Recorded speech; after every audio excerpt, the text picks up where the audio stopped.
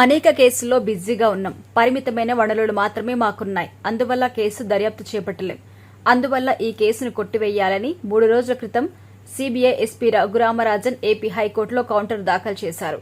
ఫలితంగా సుగాలి ప్రీతి కేసు మరోసారి వార్తల్లోకి వచ్చింది. సుగాలి ప్రీతి కేసు వెలుగులోకి వచ్చినప్పుడు నాడు పవన్ కళ్యాణ్ ప్రతిపక్షంలో ఉన్నారు. ఈ కేసుకు సంబంధించి ఆయన అనేక కోణాల్లో ప్రసంగించారు. ప్రభుత్వం, అధికారులపై తీవ్రస్థాయిలో ఆగ్రహం వ్యక్తం చేశారు. ప్రశ్నలు కూడా సంధించారు. అంతేకాదు ప్రీతి కేసులో న్యాయం జరగాలని పోరాటం కూడా చేశారు. కర్నూలులో ధర్నాలు, ర్యాలీలు చేయడంతో ప్రజల నుంచి భారీగా స్పందన కూడా వచ్చింది. నాడు సుగాలి ప్రీతి తల్లి జనసేన పార్టీ కార్యాలయానికి వచ్చి పవన్ కళ్యాణ్ కలిశారు. నా బాధను చెప్పుకున్నాను. ముఖ్యమంత్రిగా ఉన్న జగన్ తనకు న్యాయం చేయడం లేదని, మీరే నా కుటుంబానికి న్యాయం చేయాలని సుగాలి ప్రీతి తల్లి పవన్ కళ్యాణ్ ఎదుట కన్నీళ్లు పెట్టుకున్నారు. దీంతో పవన్ కళ్యాణ్ ఆ విషయాన్ని తీవ్రంగా పరిగణించారు. ధర్నాలు చేశారు, ఆందోళన చేశారు. అర్థంగా ఈ కేసు సీబీఐ దాకా వెళ్లింది. కానీ ఇంతవరకు సుగాలి ప్రీతి తల్లికి న్యాయం జరగలేదు. పైగా తాము అధికారంలోకి వస్తే ముందు పరిష్కరించేది ఈ కేసునే అని నాడు పవన్ కళ్యాణ్ సుగాలి ప్రీతి తల్లికి హామీ కూడా ఇచ్చారు. 14 సంవత్సరాల సుగాలి ప్రీతి అనే బాలిక బడికి వెళ్తే 10 మంది ఆమె జీవితాన్ని నాశనం చేస్తే అప్పటి ప్రభుత్వం పట్టించుకోలేదు. కానీ ముఖ్యమంత్రి జగన్మోహన్ రెడ్డికి గురకరాయి తగిలితేనే రాష్ట్రం మొత్తం ఊగిపోతుంది. అలాంటి సగటు మనిషి బాధను ఈ ప్రభుత్వం పట్టించుకోలేదు. సగటు మనిషి కన్నీళ్లను ఈ రాష్ట్రం గుర్తించలేదు. అసలు ఈ తప్పు మొత్తం జగన్మోహన్ రెడ్డిదే కాదు, ముమ్మాటికి ప్రజలది. ప్రజల్లో పౌరుషం అనేది చచ్చిపోయింది.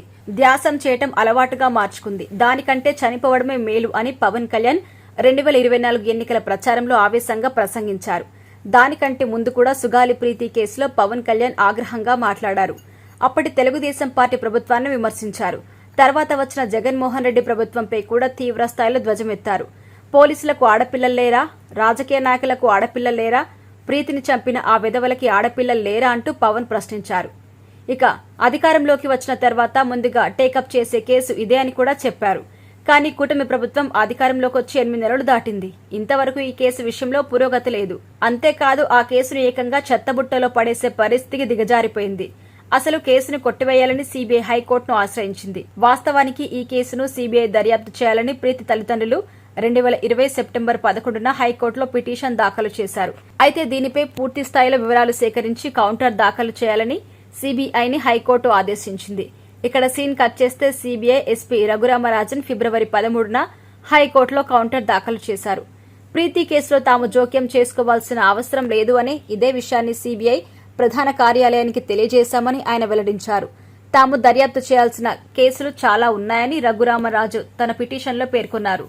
అంతేకాదు సుగాలి ప్రీతి తల్లి హైకోర్టులో దాఖలు చేసిన పిటిషన్ కొట్టివేయాలని ఆయన అందులో పేర్కొన్నారు. మరి ఈ కేసుపై ముఖ్యమంత్రి చంద్రబాబు నాయుడు, ఉప ముఖ్యమంత్రి పవన్ కళ్యాణ్ ఎలా స్పందిస్తారో చూడాలి.